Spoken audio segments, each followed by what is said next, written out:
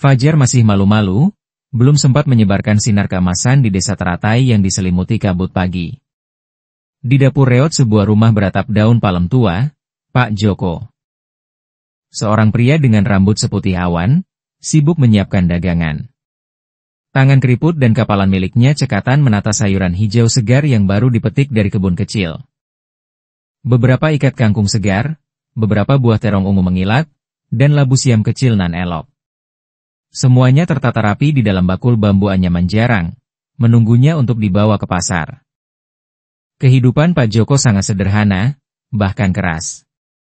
Di usia senja yang seharusnya dihabiskan untuk beristirahat, ia masih bekerja keras, berkata pada dirinya sendiri. Bekerja sedikit untuk mengisi waktu, dan ada rupiah untuk membantu anak-anak.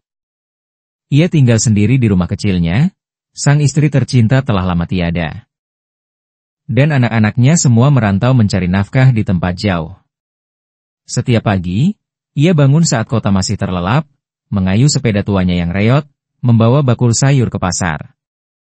Baginya, pasar bukan hanya tempat mencari nafkah, tetapi juga tempat ia menemukan kebahagiaan dalam obrolan ringan dengan teman-teman lamanya.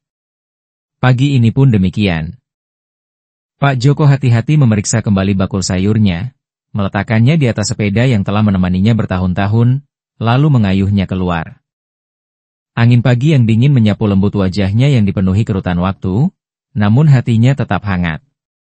Saat melewati jalan besar di dekat pasar, Pak Joko mengeratkan pegangan setir. Hati-hati menyelinap di antara deretan mobil mewah yang diparkir rapat. Tiba-tiba, saat hendak berbelok ke gang kecil, sepedanya oleng. Suara, brak, kering memecah keheningan pagi. Membuatnya terkejut. Sepeda kehilangan keseimbangan, bakul sayur tumpah, beberapa ikat kangkung hijau segar dan beberapa butir telur pecah berantakan di jalan. Ia menoleh. Matanya terpaku pada sebuah mobil sport hitam mengilat, goresan panjang seperti sayatan pisau terlihat jelas di bodi mobil. Pak Joko terdiam sejenak, jantungnya berdebar kencang. Bukan karena sakit tetapi karena ketakutan yang luar biasa. Mobil itu terlihat sangat mahal, ia tahu ia telah membuat masalah besar. Ya Tuhan, kenapa harus menabrak mobil semewah ini? Gumamnya. Tangan gemetar memunguti sayuran dan telur yang pecah. Saat ia masih kebingungan, pintu mobil terbuka. Seorang pria muda, berpakaian rapi dengan setelan jas elegan, keluar. Wajahnya memerah karena marah. Ia melihat goresan di mobil, lalu berbalik cepat ke arah Pak Joko. Pak Tua, apa yang Bapak lakukan? Suaranya nyaring, menarik perhatian orang-orang di jalan. Pak Joko menunduk, suaranya pelan seperti tiupan angin. Pak, saya tidak sengaja. Saya minta maaf. Minta maaf? Apa Bapak kira bisa menggantinya? Apa Bapak tahu berapa harga mobil ini? Hah? Pria itu memotong perkataannya, suaranya semakin keras. Orang-orang di jalan mulai berhenti, mata penasaran mereka tertuju pada perdebatan. Pak Joko merasa wajahnya memanas, malu sekaligus cemas. Ia buru-buru berkata, maafkan saya, Pak, hanya saja sepeda saya tergelincir. Beritahu saja berapa biaya perbaikannya, saya akan berusaha mengumpulkan uang untuk menggantinya. Namun, permintaan maafnya sepertinya hanya menambah minyak ke dalam api. Pria itu mendekat, menunjuk tepat ke wajahnya. Kumpulkan uang? Sampai kapan Bapak mengumpulkannya? Ini salah Bapak. Jadi Bapak harus menanggungnya. Sudah tua kok tidak di rumah saja istirahat, malah keluar mengganggu orang lain? Kata-kata itu seperti pisau yang mengiris hati Pak Joko. Ia hanya bisa menunduk. Tangan gemetar memunguti ikat kangkung dan telur yang pecah.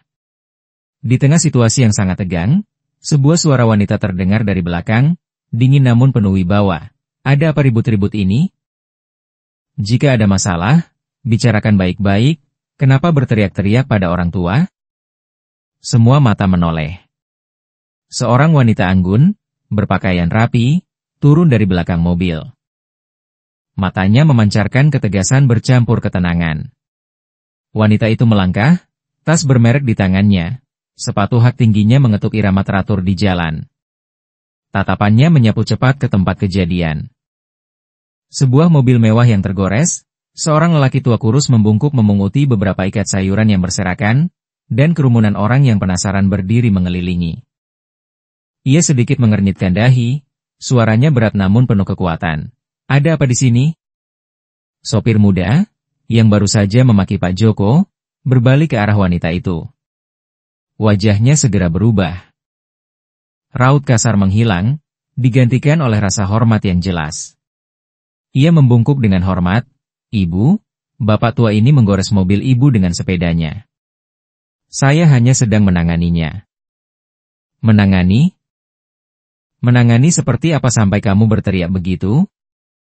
Wanita itu menatapnya, matanya tidak menyembunyikan ketidakpuasan. Sopir itu gelagapan tidak berani berbicara lagi. Melihat itu, ia berbalik ke arah Pak Joko, suaranya lebih lembut, "Bapak, Bapak baik-baik saja? Apa ada yang terluka?" Pak Joko mendongak, matanya memerah karena tekanan dan malu. Ia menggelengkan kepala. Suaranya bergetar, "Terima kasih, Ibu. Saya tidak apa-apa. Saya hanya tidak sengaja menggores mobil. Saya minta maaf, sungguh minta maaf." Wanita itu menatap Pak Joko sejenak lalu mengangguk pelan, matanya melembut namun tetap tegas saat berbalik ke arah sopir. Mobilnya memang tergores tapi tidak terlalu serius. "Kenapa kamu memarahi Bapak seperti itu? Apa kamu tidak tahu sopan santun? Bapak sudah tua, tidak sengaja itu hal biasa. Kita perlu menyelesaikan masalah ini tapi tidak dengan cara menindas orang tua." Sopir menunduk, bergumam, "Ya, Ibu, saya minta maaf. Saya sedikit emosi." Wanita itu menghela napas, menggelengkan kepala seperti tidak puas lalu berbalik ke arah kerumunan yang sedang menonton. "Tolong jangan berdiri di sini lagi. Saya akan menyelesaikan masalah ini." Orang-orang di sekitar mulai bubar tetapi tidak ada yang pergi sepenuhnya. Mereka hanya mundur sedikit. Mata mereka masih tertuju pada percakapan. Wanita itu menatap Pak Joko dan tersenyum tipis. Bapak tenang saja. Saya bukan orang yang akan mempersulit Bapak hanya karena goresan kecil. Tapi Bapak bisa menceritakan semuanya agar saya lebih jelas?" Pak Joko menghela napas lega, merasa perkataan wanita itu seperti sebuah penghiburan besar. Ia menunduk menjelaskan. "Pagi ini saya pergi ke pasar lebih awal, sepeda saya tergelincir jadi menabrak mobil ibu. Saya tidak sengaja, sungguh tidak sengaja. Kalau ibu perlu mobilnya diperbaiki, saya akan berusaha mengumpulkan uang untuk menggantinya. Saya tahu ini kesalahan saya." Wanita itu mendengarkan dengan seksama, sesekali mengangguk tapi tidak memotong perkataan Pak Joko. Setelah selesai mendengar, ia tersenyum tipis. "Bapak, tidak perlu khawatir seperti itu. Saya melihat Bapak sangat jujur dan bertanggung jawab. Mobil ini hanya tergores sedikit. Tidak perlu dibesar-besarkan." Namun, sopir muda itu masih terlihat kesal. Ia berkata, "Tapi, Ibu, bagaimanapun ini kesalahan Bapak tua itu. Kalau kita biarkan begitu saja, apa kata orang lain? Bagaimana kalau nanti ada yang merusak mobil lalu hanya minta maaf selesai?" Wanita itu mengerutkan kening, suaranya menajam, "Cukup. Salah tetap salah. Tapi kamu tidak boleh menggunakan sikap seperti itu untuk berbicara dengan Bapak. Apa kamu tahu berapa usia Bapak? Apa kamu tahu, hormati yang tua, sayangi yang muda, itu apa?" Kata-kata tajamnya membuat sopir terdiam. Kerumunan di sekitar berbisik-bisik, mata mereka beralih dari simpati pada Pak Joko menjadi kagum pada wanita itu. Seseorang di kerumunan berkata, "Ibu ini benar sekali. Sekarang jarang sekali ada orang kaya yang masih menjaga rasa hormat seperti itu pada orang tua." Pak Joko mendengar itu. Hatinya merasa terhibur sekaligus bersalah karena telah menyebabkan masalah. Ia ragu-ragu menambahkan, "Terima kasih banyak, Ibu, sudah mengerti. Tapi bagaimanapun ini kesalahan saya. Ibu beritahu saja berapa biaya perbaikannya, saya akan berusaha.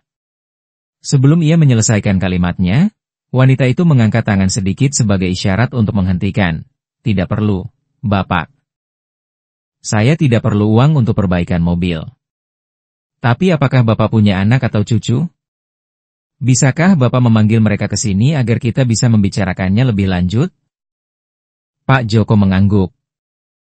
Mengeluarkan telepon genggam lama dari saku bajunya, gemetar menekan nomor. Suaranya pelan, Adit, ayah ini. Kamu segera datang ke jalan besar dekat pasar ya. Ayah ada sedikit masalah dan butuh bantuanmu. Di ujung telepon sana, suara seorang pria muda yang penuh kekhawatiran terdengar. Ada apa, ayah? Ayah baik-baik saja. Saya segera datang. Saat ia menutup telepon, wanita itu tersenyum dan berkata dengan suara tenang. Kita tunggu anak Bapak datang lalu kita lanjutkan pembicaraan. Bapak jangan khawatir, setiap masalah ada solusinya. Pak Joko mengangguk pelan, hatinya perlahan merasa lebih tenang. Namun ia tidak tahu bahwa kehadiran putranya akan membawa titik balik yang tak terduga dalam cerita ini. Kurang dari 20 menit setelah Pak Joko menelepon, sebuah sepeda motor besar melesat dengan kecepatan cukup tinggi. Pengendaranya adalah Adit, satu-satunya putra Pak Joko. Adit menghentikan motornya. Dengan cepat melepas helm dan berlari ke arah kerumunan yang berdiri di sekitar mobil mewah. Ayah. Ayah baik-baik saja? Apa ada yang terluka? Ia bertanya sambil tergesa-gesa memeriksa seluruh tubuh Pak Joko. Wajahnya menunjukkan kekhawatiran yang jelas. Pak Joko menggelengkan kepala, suaranya sedih, ayah tidak apa-apa. Hanya tidak sengaja menggores mobil orang. Ayah minta maaf. Tapi sopir itu bilang harus ganti rugi, ayah panggil kamu untuk bantu karena ayah juga tidak tahu harus bagaimana. Mendengar itu, Adit berbalik melihat mobil, goresan panjang terlihat jelas di lapisan cat mengilat. Namun yang lebih menarik perhatiannya adalah sikap tidak senang dari sang sopir. Tak mampu menahan amarah. Ia meninggikan suara, mobil hanya tergores sedikit saja sampai kamu membesar-besarkannya begitu? Ini ayah saya, ia sudah minta maaf belum cukup? Kenapa memarahinya seburuk itu? Sopir mengerutkan kening hendak membantah, namun wanita yang berdiri di sampingnya dengan cepat mengangkat tangan untuk menghentikan. Ia menatap Adit dengan tenang. Matanya tajam namun tidak kalah tenang. Kamu putra Bapak?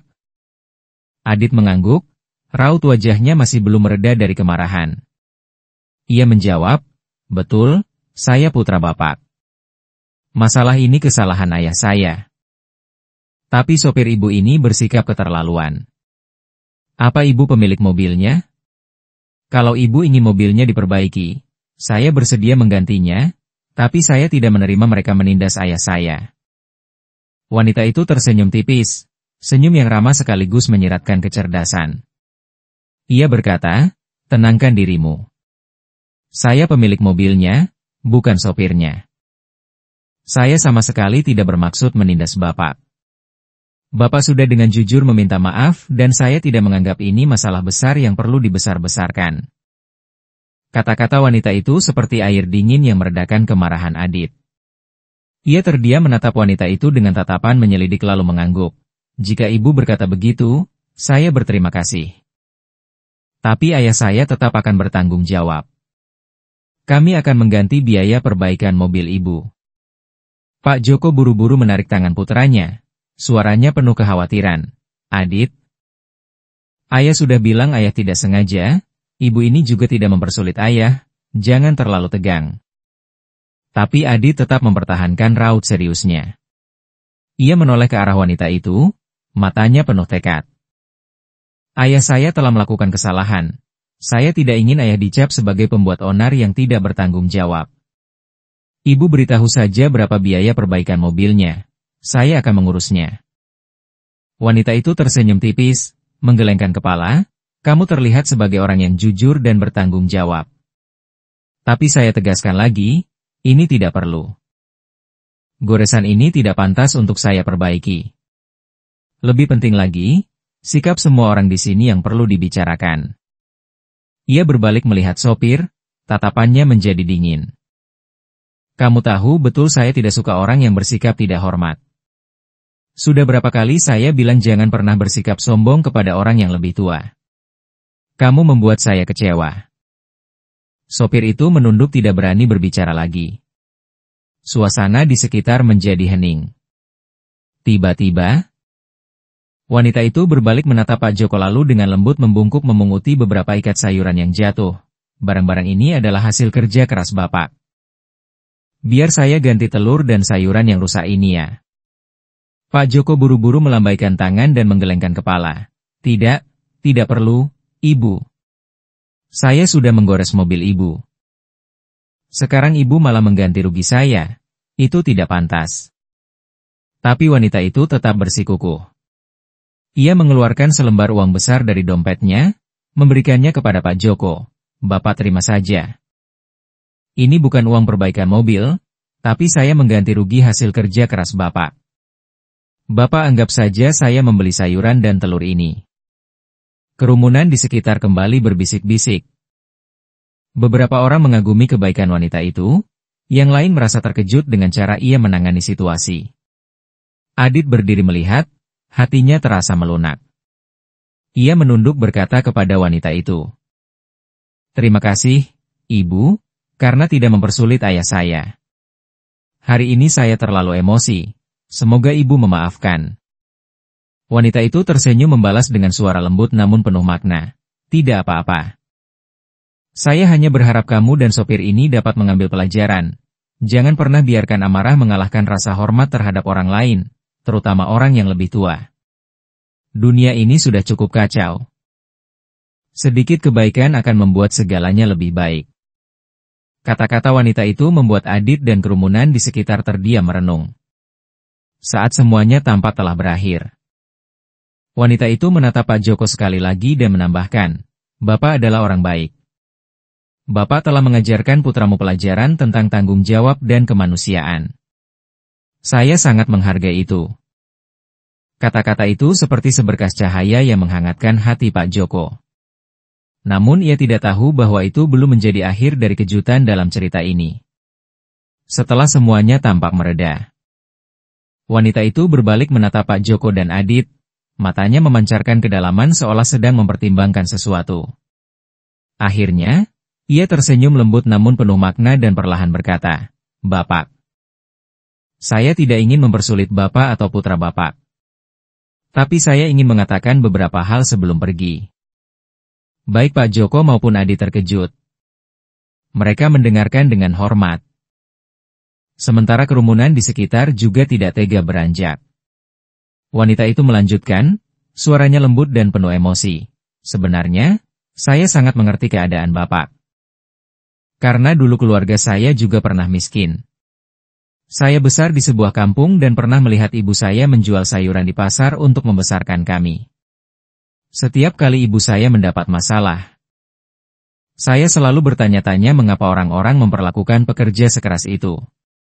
Ketika dewasa, saya berjanji pada diri sendiri tidak akan pernah melupakan masa-masa itu dan tidak akan pernah membiarkan harga diri orang lain terluka hanya karena materi. Kata-kata wanita itu membuat tidak hanya Pak Joko tetapi juga kerumunan terdiam. Beberapa orang mulai berbisik satu sama lain, mata mereka menatap wanita itu dengan kagum. Mobil ini mungkin sangat mahal, tapi itu tidak lebih penting daripada kemanusiaan. Goresan di mobil tidak berarti apa-apa dibandingkan dengan nilai rasa hormat terhadap orang tua atau simpati kepada pekerja keras seperti Bapak. Bapak sudah meminta maaf, itu sudah cukup. Tidak perlu ganti rugi apapun. Ia menatap langsung ke mata Adit, melanjutkan, kamu adalah anak yang baik, tahu bagaimana melindungi ayahmu. Tapi terkadang, daripada marah, kita perlu belajar cara berbicara dengan lebih tenang. Ayahmu telah mengajarkanmu pelajaran tentang tanggung jawab. Tapi saya pikir hari ini kamu juga harus belajar satu pelajaran lagi tentang kesabaran dan mendengarkan. Adit terdiam, merasa kata-kata wanita itu meresap ke dalam benaknya. Ia membungkuk sedikit dan berkata pelan, terima kasih, Ibu. Saya akan mengingatnya. Tiba-tiba, Wanita itu berbalik ke arah sopir, tatapannya lebih serius, dan kamu bekerja untuk saya. Tapi sikapmu hari ini membuat saya sangat kecewa. Saya tidak membutuhkan sopir yang hebat, saya membutuhkan orang yang tahu cara menghormati dan berempati terhadap orang lain. Ingat, jika kamu terus bersikap seperti hari ini, kamu tidak akan bekerja untuk saya lebih lama lagi. Sopir itu menunduk dan bergumam, "Ya, Ibu, saya minta maaf. Saya akan belajar dari kesalahan ini. Di dunia ini masih banyak orang baik." Ibu itu sungguh orang yang pengertian. Adit mengangguk, matanya penuh rasa hormat. Ia tiba-tiba menyadari bahwa hidup tidak hanya tentang tanggung jawab dan tekanan, tetapi juga tentang kebaikan hati dan pelajaran berharga dari orang-orang yang tidak sengaja kita temui. Saat mobil mewah itu menghilang di ujung jalan, suasana terasa lebih tenang. Pak Joko masih berdiri di sana, matanya mengikuti arah kepergian wanita itu. Dalam hatinya membuncah rasa syukur dan kelegaan yang sulit diungkapkan. Adit berbalik menghadap ayahnya. Hati-hati memunguti ikat sayuran yang masih berserakan di tanah dan berkata dengan suara yang lebih lembut dari sebelumnya, "Ayah, hari ini saya salah. Saya terlalu emosi. Tidak memikirkan perasaan ayah. Kalau tidak ada ibu itu, saya takut semuanya akan lebih parah." Pak Joko tersenyum lembut, matanya penuh kebaikan. "Kamu menyadarinya sudah bagus. Tidak selalu harus menggunakan nada keras untuk menyelesaikan masalah, apalagi jika kita belum sepenuhnya memahami lawan bicara." Adit menunduk diam merenung. Sepertinya ia tidak hanya belajar pelajaran dari wanita itu tetapi juga menyadari pentingnya ketenangan dan rasa hormat dalam setiap situasi. Orang-orang di sekitar sudah mulai bubar. Namun cerita tentang Pak Joko dan wanita itu masih menjadi perbincangan. Seorang nenek penjual di dekat situ menatap Pak Joko, matanya penuh kasih sayang. "Bapak sungguh beruntung bertemu orang baik. Saya sudah tinggal di sini bertahun-tahun, jarang sekali melihat orang kaya yang sebaik ibu itu. Jika masyarakat ini banyak orang seperti itu, hidup akan terasa jauh lebih ringan." Seorang pria lain menimpali, "Betul sekali. Ibu itu tidak hanya mengajarkan sopirnya cara menghormati orang lain tetapi juga membuat kita para saksi merenung." Kata-kata itu membuat hati Pak Joko merasa hangat sekaligus malu. Ia mengangguk pelan mengucapkan terima kasih lalu kembali kepada Adit. "Sudah nak, bantu ayah mengumpulkan semua sayuran. Masalah ini sudah selesai, kita harus melanjutkan pekerjaan." Adit mengangguk, membantu ayahnya menata kembali barang-barang yang masih bisa digunakan. Meskipun begitu, dalam hatinya ia tidak henti-hentinya memikirkan kartu nama yang ditinggalkan wanita itu. Malam itu, saat ayah dan anak duduk di meja kayu tua di rumah kecil mereka, Adit mengeluarkan kartu nama dan melihatnya lagi. Ibu Siti Rahayu, Direktur Utama Mentari Jaya Group. Adit terdiam lalu berbalik ke arah Pak Joko. "Ayah, ibu itu bilang kalau saya butuh sesuatu bisa menghubunginya. Menurut ayah saya harus mencoba tidak?" Pak Joko terkejut lalu mengangguk. "Mengapa tidak? Tapi kamu harus ingat, tidak ada yang bisa membantumu selamanya. Jika ibu itu memberimu kesempatan, kamu harus bekerja dengan kemampuan dan kebaikan hatimu sendiri." Keesokan paginya, Adit memutuskan untuk menelepon nomor yang tertera di kartu nama. Setelah percakapan singkat, ia diundang ke kantor Ibu Siti Rahayu untuk berdiskusi. Dengan ketulusan dan sikap positif, Adit dengan cepat diterima untuk posisi baru di perusahaan wanita itu, dengan posisi yang sesuai dengan kemampuannya. Waktu berlalu, kehidupan Pak Joko tetap sederhana seperti sebelumnya. Namun senyumnya semakin cerah. Adit semakin dewasa, tidak hanya dalam pekerjaan tetapi juga dalam cara berinteraksi dengan orang lain. Ia belajar bersabar, mendengarkan, dan menghargai nilai-nilai kecil namun berharga dalam hidup. Setiap kali bertemu ayahnya, Adit selalu menceritakan pelajaran baru yang ia pelajari dari pekerjaan dan rekan kerja yang baik hati. Ia juga sering menyebut Ibu Siti Rahayu, orang yang tidak hanya mengubah hidupnya tetapi juga membantunya menyadari nilai empati dan kebaikan hati. Kisah tentang wanita anggun. Bapak tua penjual sayur, Dan sopir tahun itu perlahan menjadi legenda yang diceritakan di pasar. Semua orang menyebutnya sebagai pelajaran tentang kemanusiaan, tentang etika yang beradab. Dan hari itu, Bapaklah yang telah menanam benih itu di hati saya dan semua orang di sekitar. Pak Joko duduk terdiam menatap bayangan Ibu Siti Rahayu yang perlahan menghilang. Dalam hatinya terasa hangat yang aneh. Mungkin sekeras apapun hidup ini, selama kita menjaga kebaikan dan kemanusiaan, semuanya akan menjadi lebih baik. Cerita ini bukan hanya sebuah insiden kecil tetapi sebuah bukti bahwa di masyarakat yang kacau ini, kemanusiaan dan rasa hormat akan selalu menjadi nilai-nilai yang tak lekang oleh waktu. Dan jika semua orang tahu bagaimana menanam benih kebaikan, dunia ini akan menjadi lebih indah setiap hari.